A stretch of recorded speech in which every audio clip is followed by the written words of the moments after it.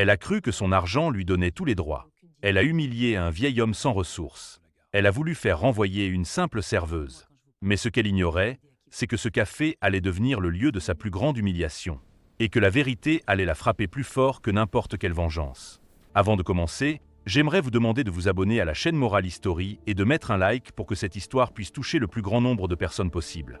Malheureusement, c'est ainsi que fonctionnent les algorithmes de YouTube. Et votre soutien est essentiel. Dites-nous aussi en commentaire de quelle ville vous regardez cette vidéo. Tout cela m'aide énormément à produire encore plus d'histoires vraies, humaines et pleines de sens. Merci de votre compréhension. Et maintenant, découvrez cette leçon de vie que personne n'oubliera. Dans une petite ville européenne au charme ancien, les façades élégantes masquent des inégalités profondes. Le café Aurora, lieu chaleureux et populaire, accueille chaque jour une clientèle variée, notables pressés, touristes discrets et habitants modestes. C'est ici que Grégor Milan, un vieil homme sans argent mais à l'allure digne, s'installe chaque matin à la même table, commandant un simple café qu'il savoure lentement. Peu de gens lui adressent la parole, mais sa présence silencieuse fait partie du décor. Derrière le comptoir, Lina Moreau, jeune serveuse courageuse, enchaîne les heures avec professionnalisme malgré la fatigue. Elle travaille pour survivre, espérant un avenir plus stable. Le café est dirigé par Matteo Rinaldi, un gérant respecté, attentif à chacun, convaincu que le respect vaut plus que le profit. Un matin, l'atmosphère change avec l'arrivée d'Éléonore Vercan, femme riche et influente, habituée à être obéie. Son regard méprisant balaie la salle. Sans le savoir, tous se trouvent à l'aube d'un bouleversement moral qui révélera la vraie valeur de chacun. L'équilibre fragile du café Aurora se brise lorsqu'Éléonore Vercan s'installe bruyamment à une table centrale, exigeant un service immédiat. Son ton sec impose le silence. Lina Moreau s'approche avec politesse, mais chaque mot qu'elle prononce semble irriter la cliente. Déjà à la recherche d'un prétexte, lorsque Grégor Milan passe près de la table, Éléonore l'observe avec dédain, puis lance une remarque cruelle sur son odeur et ses vêtements usés. Les rires gênés fusent, suivis d'un silence pesant. Grégor s'arrête, baisse légèrement la tête, sans répondre. Cette humiliation publique devient un spectacle. Éléonore va plus loin, accusant Lina de laisser traîner des mendiants dans un établissement respectable. Elle exige que le vieil homme soit expulsé et menace de faire renvoyer la serveuse pour incompétence. Les clients détournent le regard. À cet instant précis, une simple scène de café se transforme en épreuve morale. Le destin de Grégor et de Lina bascule. L'injustice vient de frapper, appelant une réaction qui changera tout. Après les paroles humiliantes d'Éléonore Vercan, le café Aurora semble figé. Personne n'ose intervenir. Les clients baissent les yeux, feignant de lire ou de consulter leur téléphone. Ce silence collectif devient une trahison invisible mais lourde de sens. Lina Moreau, bouleversée, hésite à répondre. Elle sait que la moindre réplique pourrait lui coûter son emploi. Déjà précaire. Ses mains tremblent lorsqu'elle tient son plateau, mais elle ravale ses mots. Grégor Milan, lui, choisit le retrait. Il s'assoit lentement, comme s'il acceptait l'injustice. Son attitude calme est interprétée comme de la soumission, renforçant l'arrogance d'Éléonore. Elle sourit, convaincue de sa supériorité. Même certains habitués, qui saluaient autrefois Grégor, préfèrent aujourd'hui l'ignorer pour préserver leur confort. Dans l'ombre, Matteo Rinaldi observe la scène sans intervenir.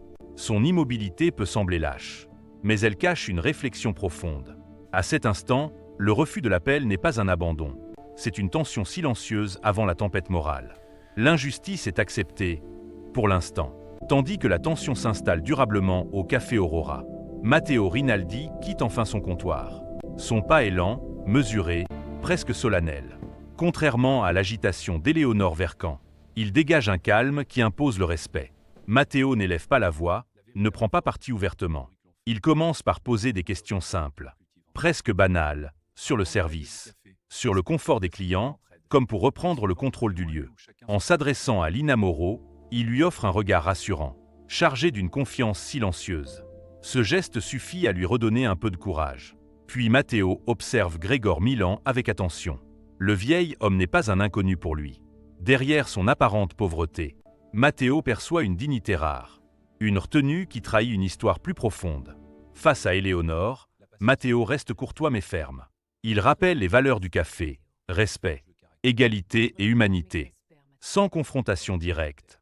Il plante les premières graines du doute. Cette rencontre n'est pas un affrontement, mais un enseignement discret. Parfois, la sagesse commence par l'écoute et la patience avant la justice. La situation prend une tournure irréversible lorsqu'Éléonore Vercan, irritée par le calme de Matteo Rinaldi, décide de montrer son pouvoir.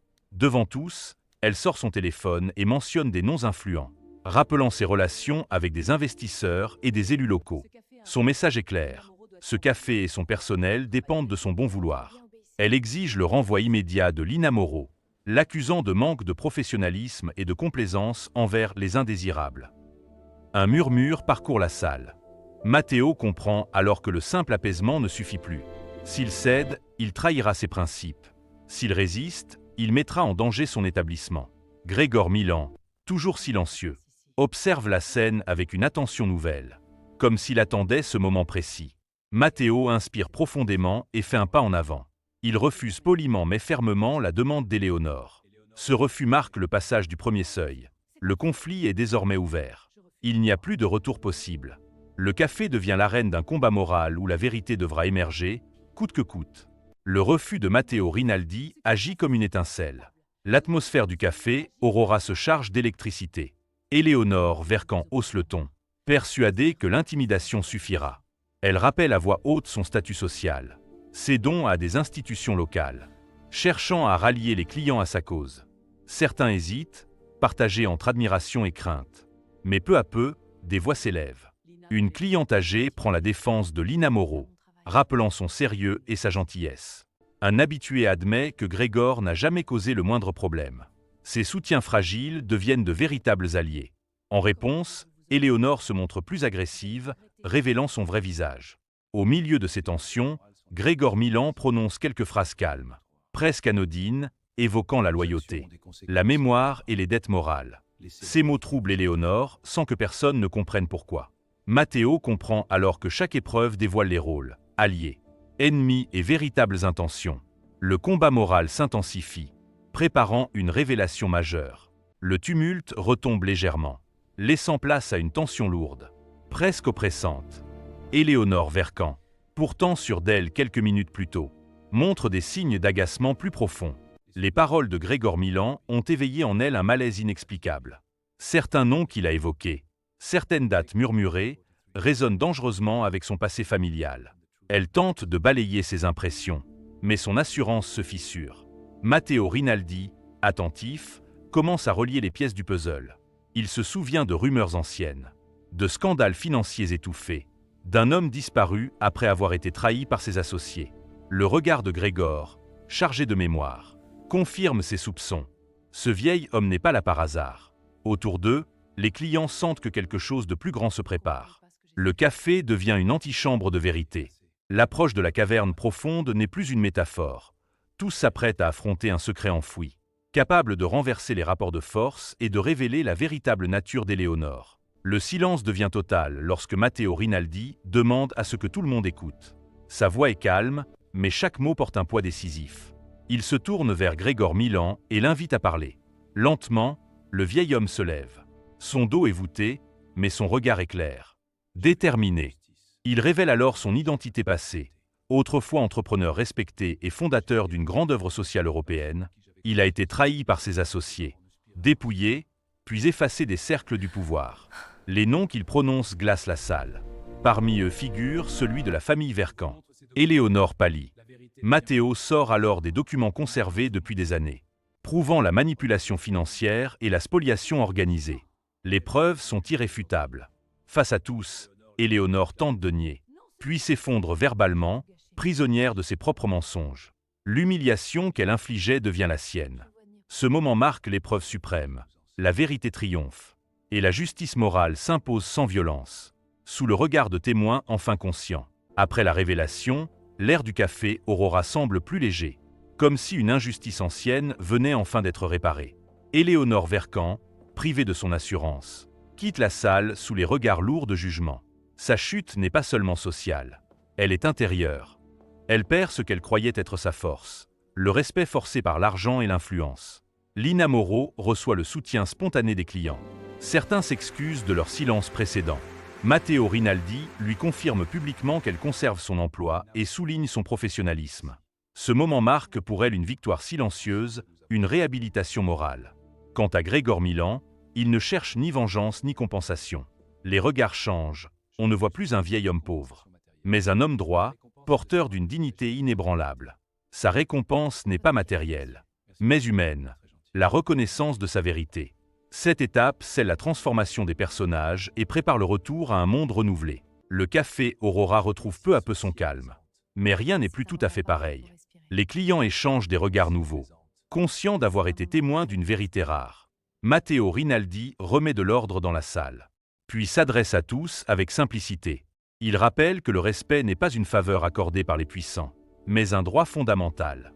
Ses paroles résonnent comme un héritage moral partagé. Lina Moreau reprend son service, le cœur plus léger. Cette épreuve l'a rendue plus forte et plus confiante. Elle sait désormais que sa valeur ne dépend pas du jugement des autres, mais de son intégrité. Grégor Milan, lui, quitte le café discrètement. Avant de partir, il échange un regard complice avec Matteo, comme deux hommes conscients que la justice la plus forte est parfois silencieuse.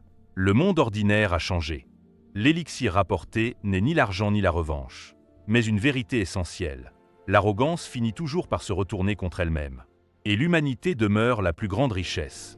J'aimerais vous demander de vous abonner à la chaîne Moral History et de mettre un like pour que cette histoire puisse toucher le plus grand nombre de personnes possible.